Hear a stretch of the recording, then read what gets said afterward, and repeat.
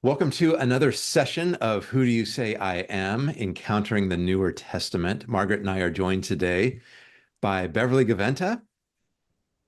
Beverly is, if you haven't heard the name, really a world-renowned scholar on the Apostle Paul. You taught at Princeton Theological Seminary for a lot of your career and Baylor University, and you now reside deep in the heart of Texas.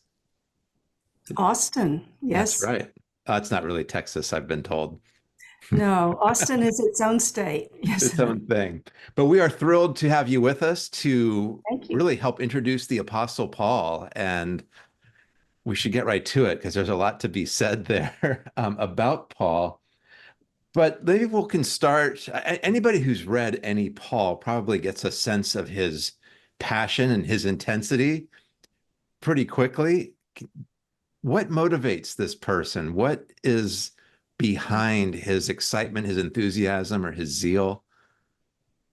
Yeah, that's a great question. And one that's a little hard to answer because the slice that we have, the little bits we have about Paul, are bits that we have of Paul after his call, what some people call his conversion. We don't have any evidence about Paul before that time. A little bit of story in the book of Acts, which I think has been amplified a bit. So we don't know whether he was always incredibly intense, and this is just a different intensity. My hunch is that it's not simply that he's an intense human, but he has had this experience, we don't know what it looked like, where he is utterly convinced that God has called him to share the news about God's action in Jesus with as much of the world as he can get to. And that's what he does. That's what motivates him. And I think it's, in a way, it's this drivenness of an apostle, but I think it's also, and the word we don't use very often for Paul, I think it's also joy. I think he's convinced that what he's saying is true, and it is whole making for the world. So he has got to do it. Yeah. Huh. He's bought into it. He's buying what he's selling. I mean, you think about Philippians 3, I was overcome by the gospel. That's language that suggests he doesn't really have a sense of being in control of what he's doing. Yeah. So we learn about him then mostly through letters that he wrote, and right, these are all letters that he wrote to individual congregations. Right. And what's his role with those congregations? We're in a pastoral transition at Westminster, and we haven't seen our former senior pastor for a year, and probably won't see him for a little bit longer. Beyond Right. that, I mean, we have different understandings of like where a pastoral relationship begins and ends. Paul doesn't operate that way, but No. why does he think people should listen to him? Well, I suspect it goes back to what I just said, his sense of being sent to do this, but also, we have to think about, you're talking about Westminster Presbyterian Church. I'm talking about a gaggle of people who probably met in the equivalent of somebody's dining room, right? Or maybe at a local bar. We may be talking about 10, 12, 15 people in Thessaloniki. And I think he has this strong relationship with them, and feels himself to be their teacher, if you will, their leader. Not always and forever. I mean, he makes references to other leaders. It's not just Paul, but he has a sense. He even uses paternal and maternal language for his relationship with these people. He brings this group into existence. And I think part of what's going on is that most of them, depending on, whose theory you read, in most places except Rome, these are largely groups of Gentiles. And so he has the sense that they're very fragile, that the group is fragile. It's not a natural group, it's not a family group. It's not a group organized around the guild that you belong to.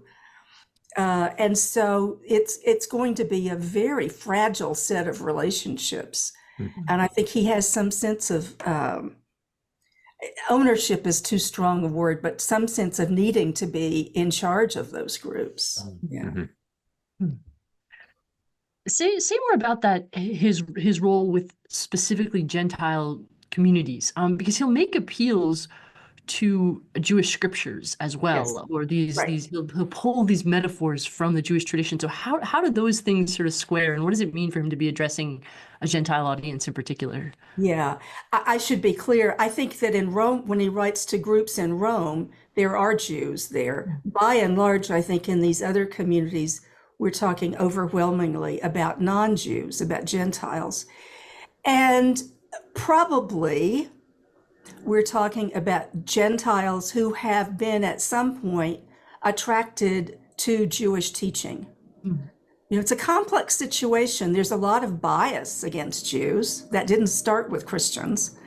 I like to remind people of that. You've got plenty of anti-Judaism before Christ. Not that that's a good thing. I don't mean to sound that way. But there are Gentiles who are attracted to the moral clarity of Jewish teaching, to the stories of Jewish teaching, to their neighbors. And I think some of these people, we used to call them God-fearers, and that became, whether that's a technical term or not, they're sort of, I would call them synagogue groupies. They kind of hang out. And some of these people know some scripture. It's also possible that he's using phrases that they don't understand. I sometimes throw in a little phrase from Jane Austen and find out who's read Jane Austen and who hasn't. I don't do it deliberately. Paul isn't either, but I think scripture is his language. He can't not do that.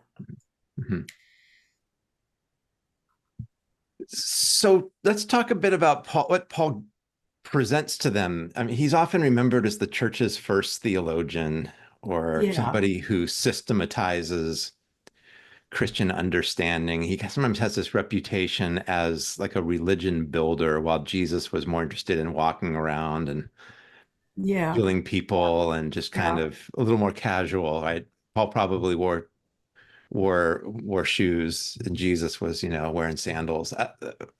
Help us get a sense for how much of that caricature is right, how much of it is wrong. Like, how do we take him as a theological teacher or theological voice? Yeah. Well, a lot of scholars in the last several decades have said, Paul is not a theologian. Well, he's also not a pastor in our sense. He's not a theologian in our sense. He's not an organizer in our sense. All of those categories are very modern, or at least they're very differently construed. I've kind of pushed back on that. I think there is a sense in which he is a practical theologian, like we are in our congregations. I think he's one who sees the world through what God has done, and he talks in that way, and he thinks about things that way. I don't think he approaches problems without thinking that way. On the other hand, he's not a systematician. So when you look at, say, the later creeds, Nicaea, the Chalcedonian Creed, even the Apostles' Creed, I think they're more or less consistent with the things Paul says, but I don't think Paul had thought about those issues. This is, we underestimate the extent to which this is all work on the ground. It's very much going on at the moment. Can you give us an example of this, of a place where Paul's theology is sort of arising out of a real-time situation in the church?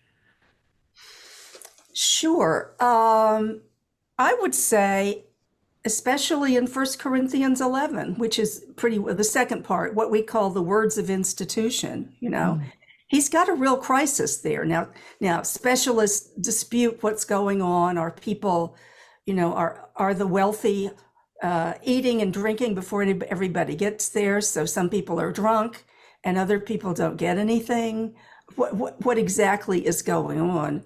But what you see Paul do when he addresses this, any good American would say, well, we'll make a line and everybody goes through the line and gets food. And then when everybody's finished, then other people can have more food. But you can't have two plates while somebody's still trying to get here from work. But Paul doesn't think that way. What does he do? He says, this is like the Lord's Supper.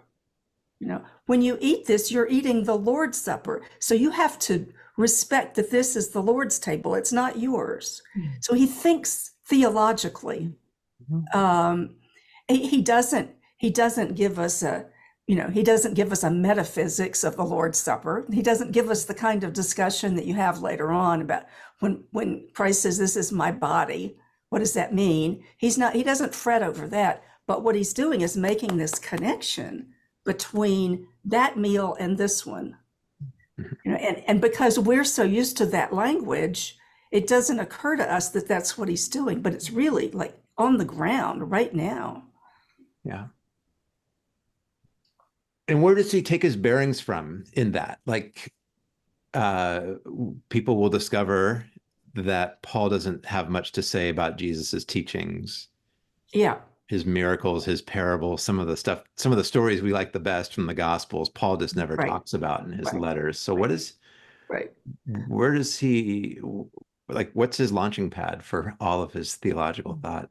Yeah. Well, first of all, we have to remember, as you very well know, that the letters were written before any Gospels that we have. So whatever he knew about Jesus probably didn't look necessarily like the Gospel of Matthew. It might have looked a little more like the Gospel of Mark.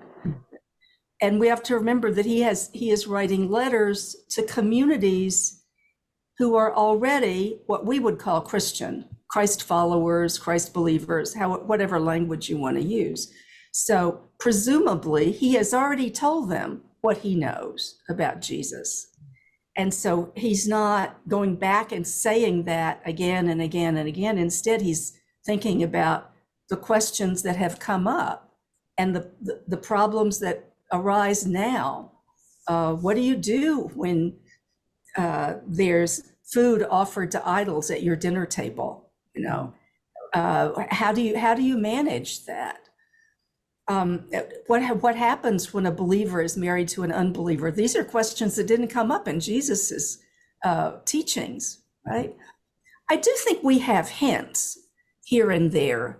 He does say things about, Christ is born of a woman, born under the law. In other words, he's a real human being, born as a Jew, a child of David, from the line of David.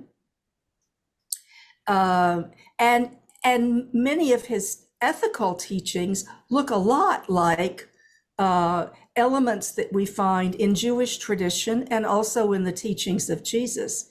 Interestingly, he never says, Jesus taught this, so we must do it. He comes close to that in 1 Corinthians 7. By and large, it's not, Jesus taught this and we must do it. But this is the way we live in light of the gospel of Jesus. Mm-hmm. So it's not disconnected, and he's certainly not, out to found a new philosophy that has nothing to do with the historical Jesus. Mm-hmm. But his situation is different, just as it's very different if you're in a small church in the middle of, I'll pick a place, in the middle of Tennessee, where I grew up.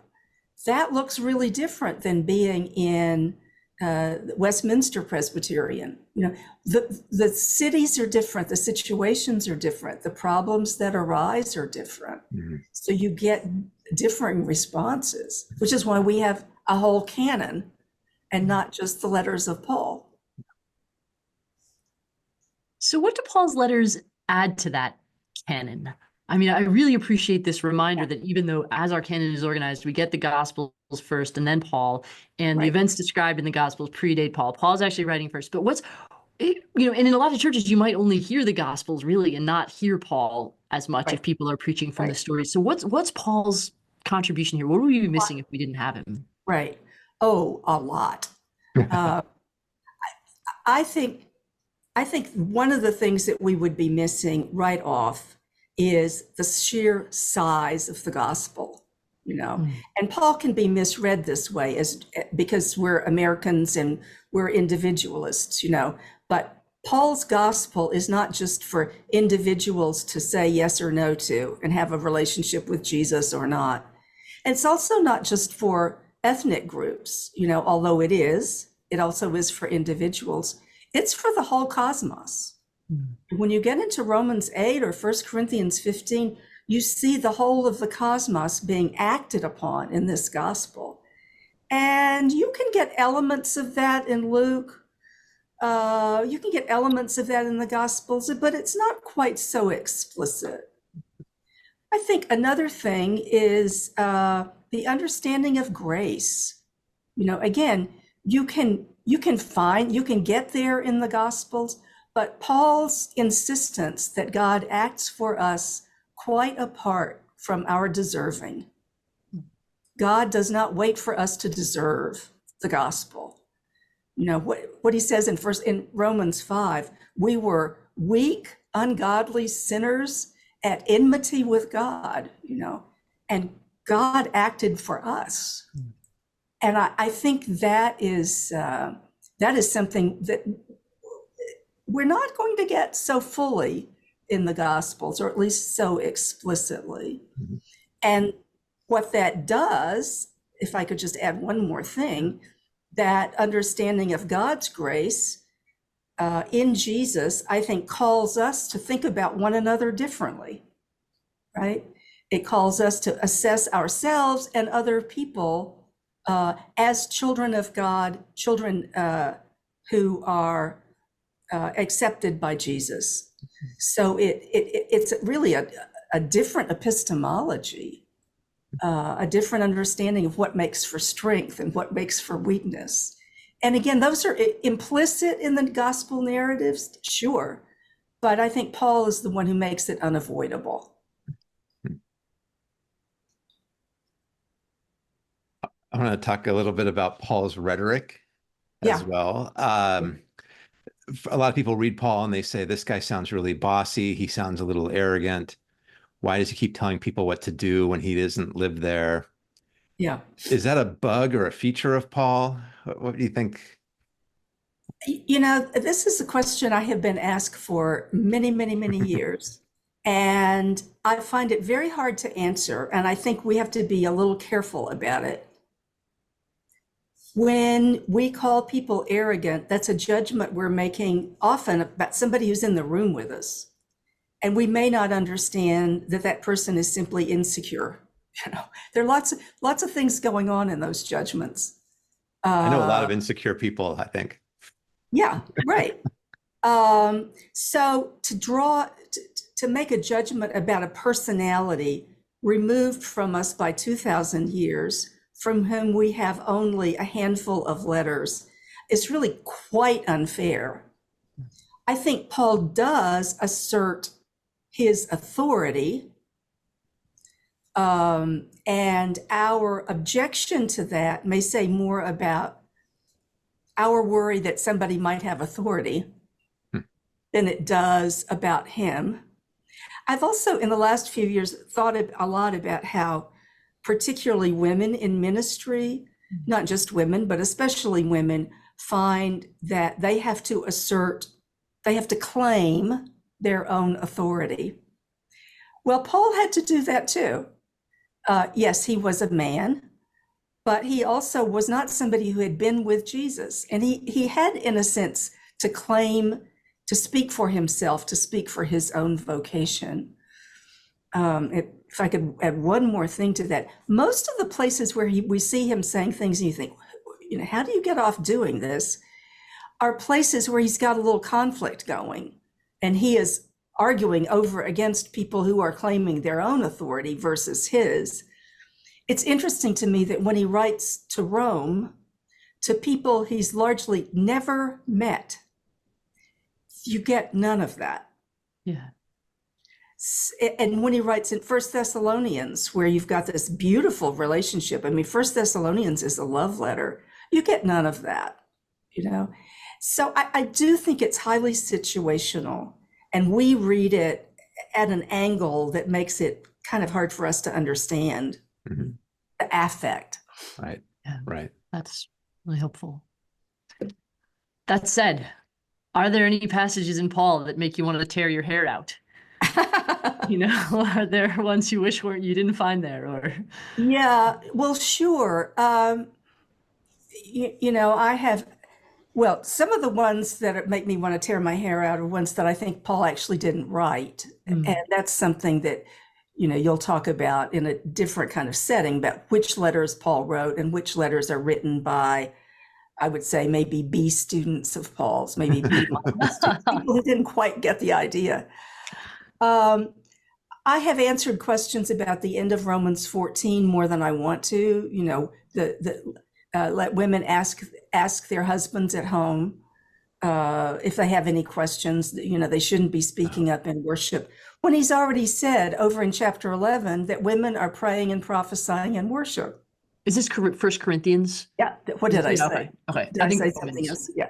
Sorry. 1 Corinthians 14. So you get those passages.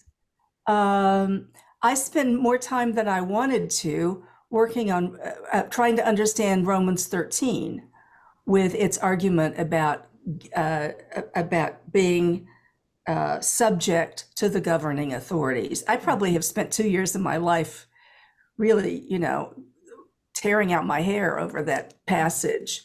And I kind of wish he hadn't written it because of its after effects. I think he didn't have a clue what was going to happen to that passage. And I think what he wanted was simply to keep these people from getting in trouble by refusing to pay their taxes. And he's trying to protect them. But he says things that later on can be twisted and and taken as license for authority that they were never intended to do. Yeah. To add one more, of course, there's a lot of language. There are places where it's clear that Paul does not say we should do away with slavery, you know, and you desperately want him to do that. Galatians 3:28 is as close as he gets. In Christ, there is no slave nor free, right? But he doesn't say, therefore, we shouldn't have any. And I think there are some legitimate reasons why he doesn't do that. I'm not defending slavery by any means, but I think there are reasons he does. You know, first of all, he believes that Jesus is going to be back, right? And so this is all very temporary. I also think he lived in a world in which there was so much slavery that nobody was thinking about it that way, unless you were a slave. I just don't think people got up in the morning and thought about undoing this system. I may be quite wrong about that. And obviously we don't have the kinds of sources that would show us those statements. But in a way, our criticism of Paul over that is anachronistic. It's slightly unfair. And before we get too far down that path, we have to ask, what is it we're blind to in our own situation, right? I think we're blind to our militarism. We're blind to our own captivity to capitalism. You know, we swim in it and we don't think about it, or at least we don't think about it enough. So yeah, there are places that there are things I wish he hadn't written, sure. What about the flip side of that? What are the passages, the themes, that make your heart sing? Yeah, well, one of them is the end of Romans 8, you know, which I take to be trash talk. You know, who is going to separate us from the love of God in Jesus Christ? Nobody. You know, if God is on our side, who is against us? The us there is very large. You know, it's like the powers that be cannot separate humanity from God's love. It's not possible. It can't be done. I need to hear that on a regular basis. Another that I fell in love with early on in my study of Paul is 2 Corinthians 5. We no longer think about anyone from a merely human point of view.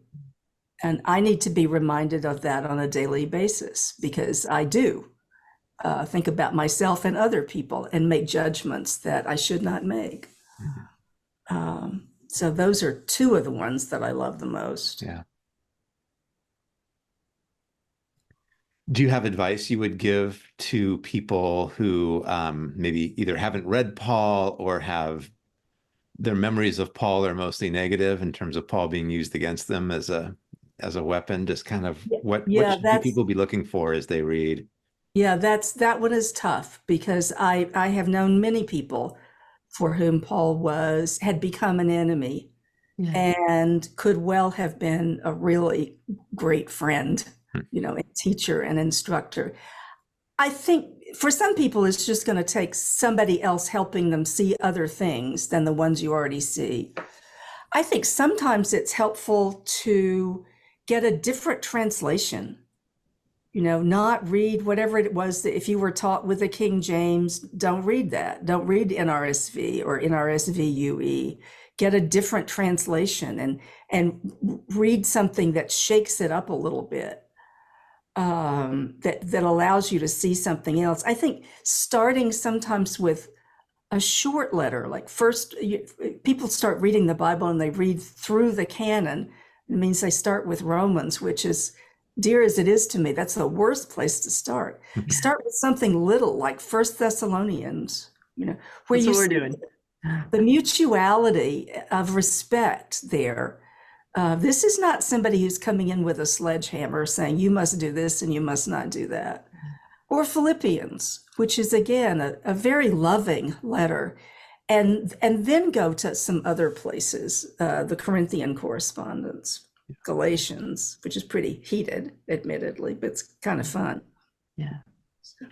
And, sorry. I was going to say we have time for one more question. I always like it when Margaret asks the last question. So okay. Well, I just was wondering if you could explore a little bit more sort of how to approach pastorally folks who are really struggling with Paul, for whom Romans 1 is a challenge. Or I think I'm trying to remember the reference. I think Howard Thurman talks about his grandmother just writing Paul out of the Bible entirely, and to honor how to sort of honor those kinds of relationships with Paul, while at the same time reading him in this way that is that can be. I just so appreciate how appreciatively you're reading him. How do you hold both of those together as a teacher? Yeah, I think. Well, I try not to tell people what to think, right? Although it's very tempting. But I think to go to Romans 1, I mean, that's a great place to start, because I happen to think that's a great passage, but it's not a great passage if you get stuck on the question of sexuality. And the thing is, what's so problematic about that is that what Paul says in that passage is that everyone, well, I think he's talking about Gentiles, but he's later going to say the same thing about Jews, is guilty of not recognizing that God is God, right? And rebelling against God and wanting to be our own gods, to make our own gods. And this is at the core of the human problem. So what he says about human sexuality very much reflects the standards of his day and a completely different understanding of human sexuality. And it becomes for him a symptom, along with a whole list of other symptoms. And by the time you get to the end of the chapter, everybody's indicted, right? I mean, everybody has talked back to their parents or been a gossip, or, there's nobody gets out of that chapter. The problem is we have taken that chapter, which is a kind of diagnosis, and made it into an ethical treatise. And that's not what it is. It's a kind of tirade designed to make people say, those other people do these things, but I don't. And then he turns around in 2:1 and says, if you condemn another, you've condemned yourself. So We I never think, get to 2-1, actually. We don't yeah, get that far. that's a problem. And that chapter division is really quite criminal because it keeps us from seeing what he's doing with this really important passage. So I would hope that people, you can't tell people how to feel about this, right? You can only say, other people find this different, and maybe we can talk about that. And on the Howard Thurman thing is a great example, because Lisa Bowens, as you probably both know, has a wonderful book on African American interpreters of Paul that she started working on largely because she found people kept assuming that this is what all Black people thought about Paul, right? Which is in itself a terrible stereotype, a generalization. And when she went and looked at how Paul was used in preaching, how Paul was used in Christian communities going back into at least the 18th, maybe the 17th century, she found a whole wealth of treatments, including women, Black women, who said, I'm a new Phoebe, So there are not minority at this point. I think there are other opinions about Paul that may open the door for some folks. So right. Maybe. It's hard when you've been beaten up with something. It's really hard. I think it takes a kind of community, but it's a shame when we decide that this important voice in the New Testament is one we just can't listen to, because we lose a lot. I'm going to ask you one quick thing, is to gloss who Phoebe is for people who don't recognize the name. Oh, sure. I'm so sorry. Phoebe, in Romans 16, Paul commends Phoebe, and he says she's a deacon of the Church of Cenchrea. And the most important thing is she's pretty clearly the person who brings his letter to Rome, and who, I think she reads the letter in Rome. She's certainly his representative talking about the letter in Rome. So, I want to claim the first interpreter of Romans is Phoebe. Yeah. Excellent. Beverly, thank you so much for illuminating Paul for us as we get started on this new part of the New Testament. Well, thank you for having me. It's a pleasure.